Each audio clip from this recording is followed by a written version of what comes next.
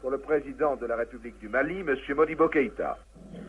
Si nous voulons réellement réaliser l'unité africaine, basée essentiellement d'abord sur la confiance les uns vis-à-vis des autres, il est essentiel que cette situation puisse trouver une solution.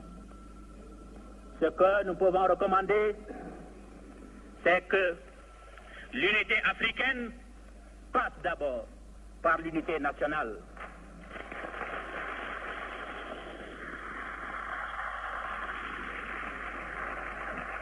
Il serait souhaitable que les États africains, dont certains ressortissants ont été obligés de se réfugier à l'extérieur, leur tendent la main et leur facilitent le retour au foyer et dans la patrie commune.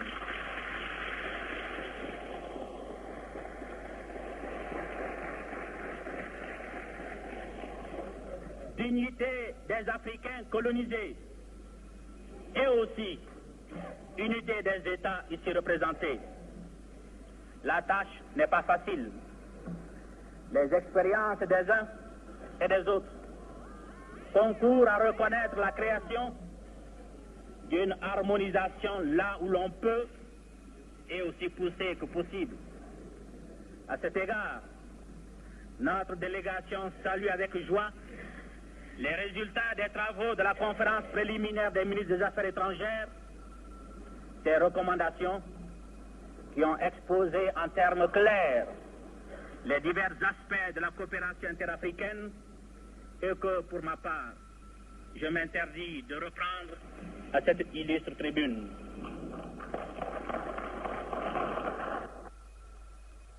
Pour le président de la République de Haute-Volta, président en exercice de l'Union africaine et malgache, M. Maurice Yaméogo. Notre union nouvelle, si elle doit vivre et faire école, devra avant tout préserver l'esprit de tolérance et d'amour du prochain. Notre union devra signifier pour chaque femme, pour chaque homme de pays qu'elle englobe, un constant dépassement de soi-même dans la perspective du mieux-être commun, dans le désir absolu de la réussite commune, dans le mépris total de l'esprit de domination, sous quelque forme que ce soit.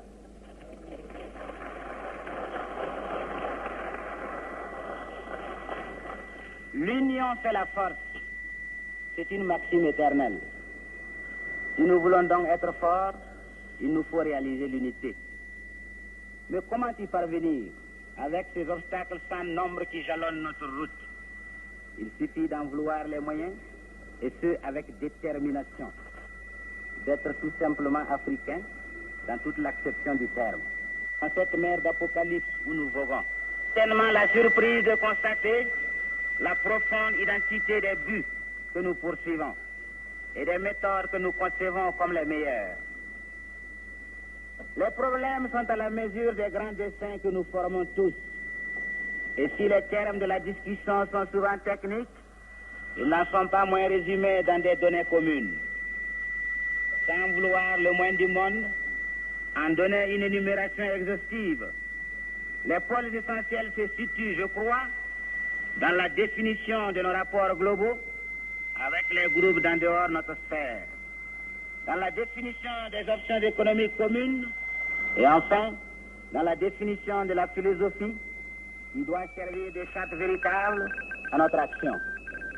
Et c'est peut-être en cela, en définitive, cela l'essentiel, c'est d'aboutir à trouver la formule qui nous assure le respect, la considération et l'efficacité.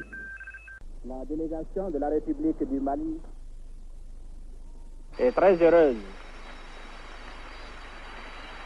de se trouver ce matin à Addis Abeba, cette ville dont le passé évoque bien d'épisodes de la lutte héroïque de ce peuple, le peuple éthiopien, pour sauvegarder son indépendance et aussi sa dignité. L'histoire de l'Afrique a voulu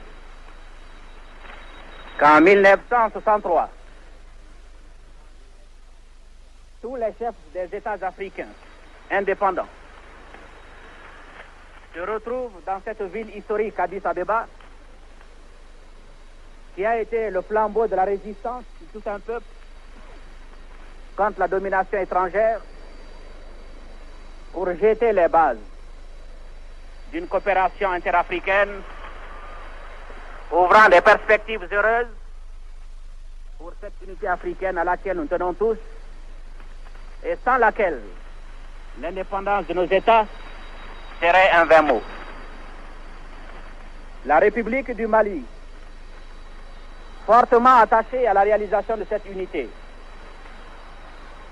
vient avec l'espoir que les chefs d'État, ayant abandonné leurs augustes occupations, ayant quelquefois parcouru des distances considérables, sauront mesurer leurs responsabilités au niveau de l'immense espoir créé chez les peuples africains par cette rencontre à Addis Abeba.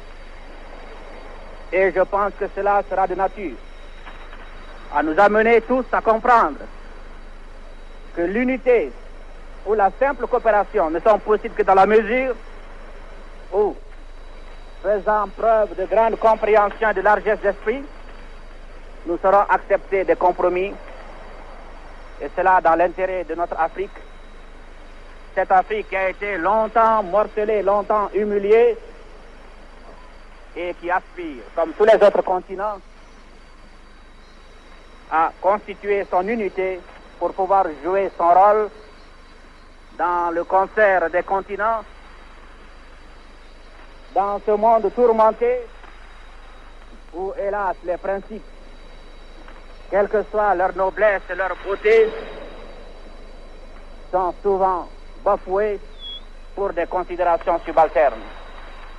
Il s'agira donc pour nous, États africains, qui sommes encore assez près de la nature, de faire en sorte que nos débats soient davantage dominés par les grands principes qui devaient régir le monde et sans lesquels il ne sera pas possible d'accéder à une paix réelle.